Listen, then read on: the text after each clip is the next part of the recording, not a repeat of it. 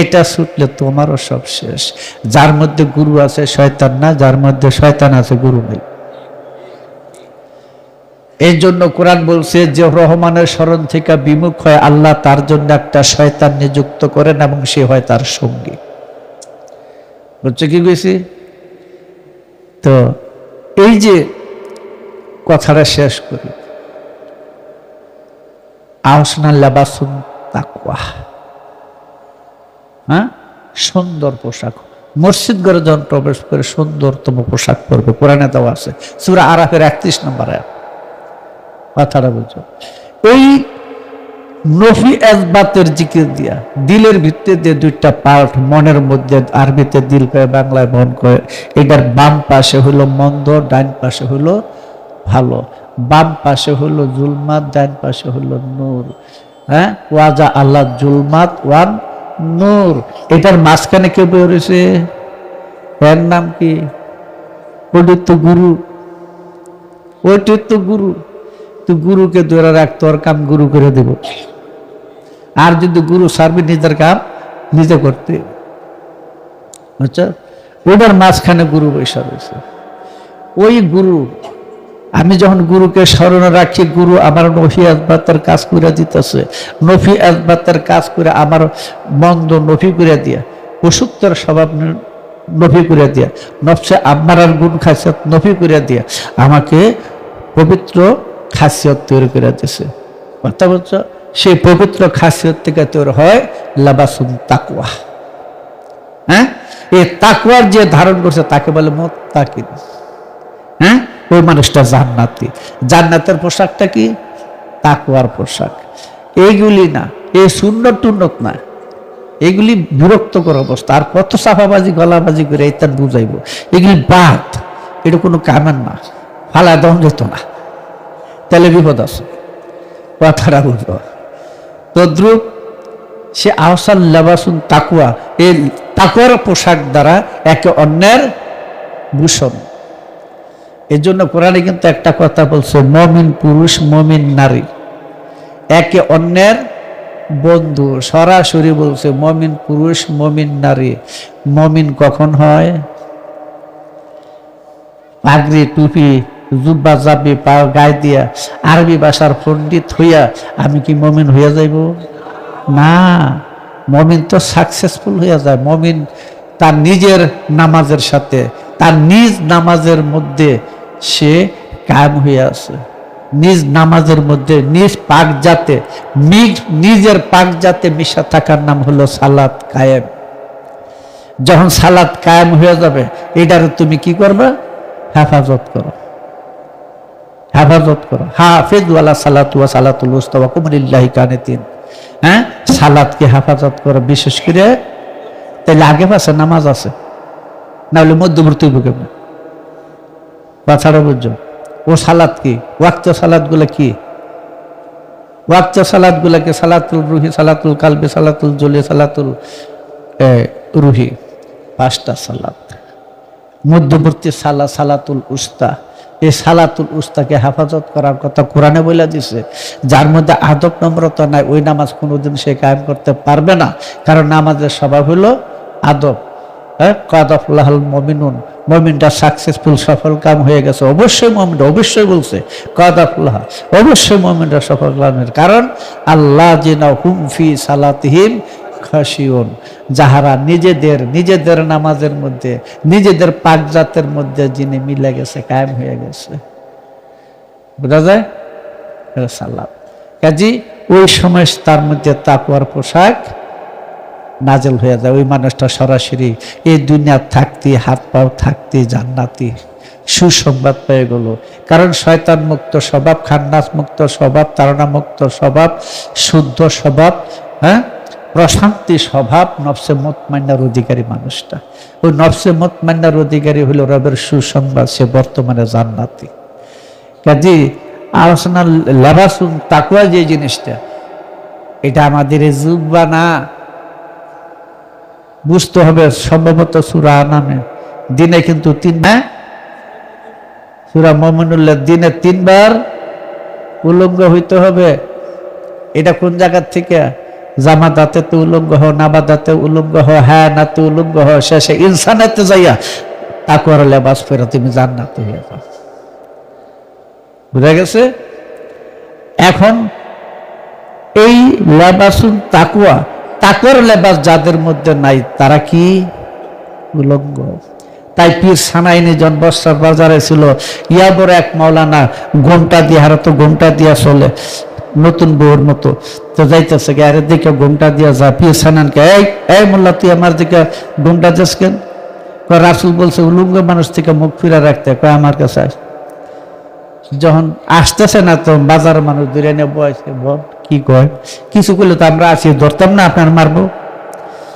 বসছে, বয়ার পরে মাথার মধ্যে হাত দিয়েছে, বুঝছ মাথার মধ্যে হাত দিয়েছে যে এই হাতটা কিসের? এই হাতটা কোত্থেকে আসলো? মাওলা আলী বলছে আনা ইয়াদুল্লাহ, আমি আল্লাহর হাত। এই আলী কি? আল্লাহু আলিমুন। যখন মাথায় হাত দিল, হে মৌলবী কি দেখো? হুজুর বাজারের মধ্যে সব ল্যান্ডা, শিয়াল, কুকুর, বানর, শুকর সব বাজারের মধ্যে ঘুরতেছে। কারো গায়ে কাপড় নাই, একজন মুসি আছে, এর মধ্যে বেহেশতি পোশাক আছে। আর হুজুর আপনার গায়ে বেহেশতি পোশাক আছে, জামুল্লাহ রাসূলের হাদিস ঠিক আছে, বুঝা উড়িস নাই। এই জন্য মাওলানা জালালউদ্দিন রুমি বলছেন, আমি বহু মানুষ দেখছি গায়ে কাপড় নাই, কিন্তু বহু কাপড় দেখছি ভিতরে মানুষ নাই। বুঝা যায়? কাজী এই তাকওয়ার পোশাকটা আমাদের সবার অর্জন করতে হবে। কথা বুঝছো? তখন একে অন্যের ভূষণ হয়ে যাবে। রুহে হায়ানি ভাঙ্গিয়া পরিবর্তন ঘটা রুহে ইনসানিতে ঢুকলেই। রুহে ইনসানি কোথা থেকে আসে? রুহে ইনসানি কোথা থেকে সৃষ্টি হয়? মাওলা আলীর বেলায়েতের নূরে সিররির থেকে সে রুহে ইনসানের সৃষ্টি হয়। মাওলা আলীর বেলায়েতের নূরে যদি রুহের সৃষ্টি না হয়, নবী রাসূল ওলি আল্লাহ পৃথিবীতে কেউ হইতে পারবে না। কারণ তারা হইতে গেলে এই 18,000 মাখলুকাতের গুণ খাসিয়তের বাইরে চতুর্থ দায়রার ভিতরে, চতুর্থ আসমানের ভিতরে মাওলা আলীর জগতে চলে যেতে হবে। ওইখানে গেলে দেখবে ঈসা নবী বর্তমান, যার নাম রুহুলুল্লাহ। রুহুলুল্লাহর বাংলা অর্থ হলো আল্লাহর রূহ। আল্লাহর রূহ কোনটা? রুহে ইনসানি। এটির তো ঈসা, এটি তো মাওলা আলীর নূরে তৈরি হয়। এই জন্য দেখা যায় ঈসারা আর আমাদের নবীর মাঝখানে কোনো কেউ নাই। আছে কোনো নবী? আলিফ আর বায়ের মাঝখানে কোনো অক্ষর আছে? কাজে আলী আর মোহাম্মদের মাঝখানে কিছু নাই। হ্যাঁ, এই মোহাম্মদ তখন হয়, একটু অন্যরকমের কথা, এই মোহাম্মদ তখন হয় যখন আলী মোহাম্মদের মধ্যে দাখিল হয়। এই জন্যই ইবনে হাজার মক্কি আজকের থেকে 600 বছর আগে তার আশ-শাওয়াইকুল মুহররক কিতাবের 2য় খণ্ডের 46 পৃষ্ঠার মধ্যে বলছেন, হযরতে আব্বাস থেকে বর্ণিত হাদিস, মাওলা আলী আসলো, রাসূল দ্বারা আলীরে জড়ায় দিয়ে কপালে চুম্বন করলেন, 2 চোখে চুম্বন করলেন। রাসূলের চাচা বলছে, ইয়া রাসূলুল্লাহ, আপনি কি আলীকে অনেক মহব্বত করেন? রাসূল বলছে, হে আমার চাচা, আল্লাহর কসম, আল্লাহ আলীকে আমার চেয়ে বেশি মহব্বত করে।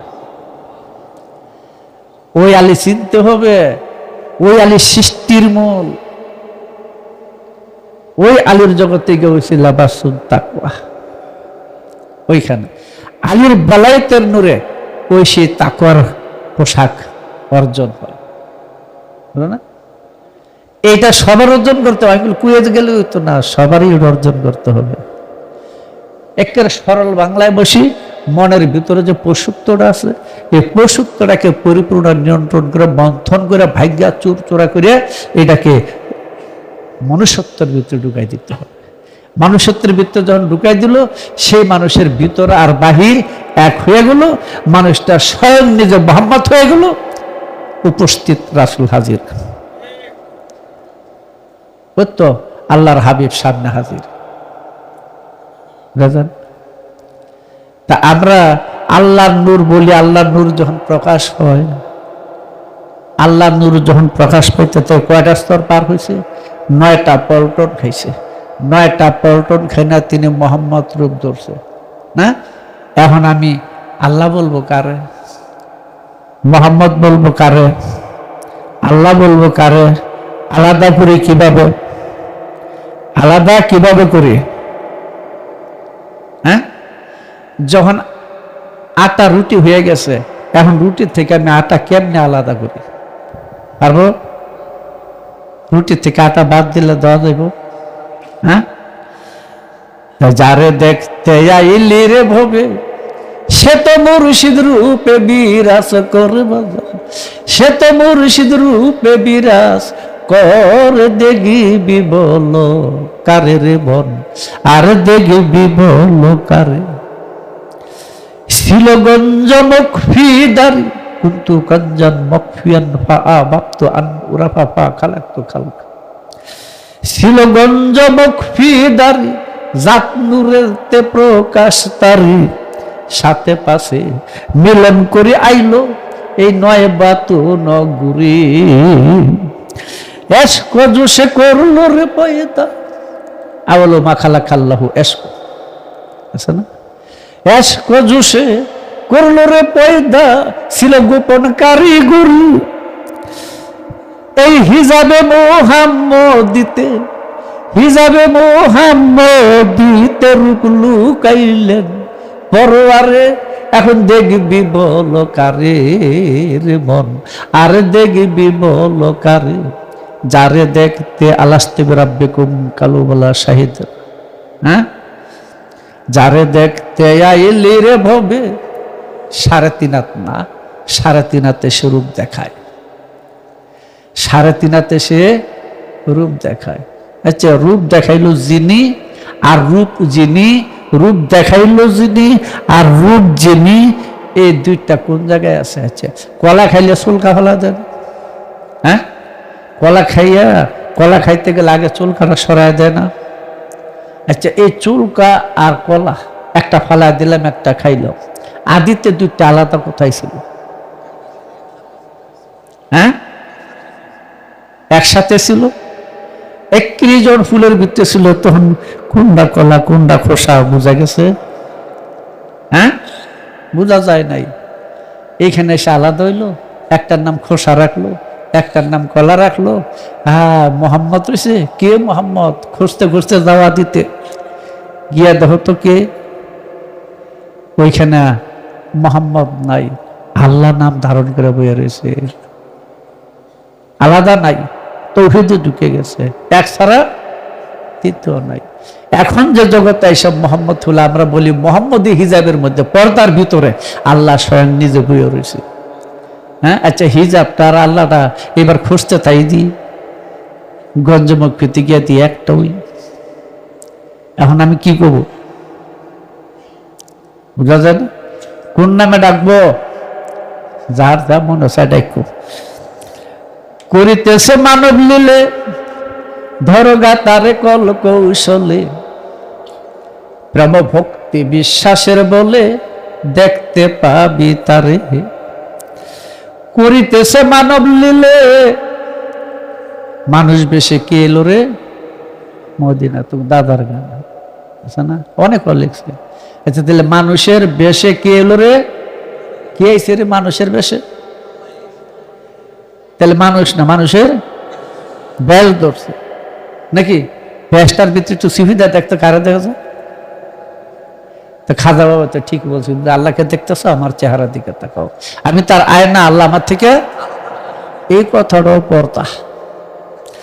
করিতেছে মানব লীলে ধরো তারে কল কৌশলে, প্রেম ভক্তি বিশ্বাসের বলে দেখতে পাবি তারে। তোমার চক্ষু করণে দেখে শুনে আপনারই ঘরে, তোমার রঙে রঙ মিশাইয়া সে যে আলিমনে মালুম করে, দেখবি বল কারে রে মন, আর দেখবি বল কারে।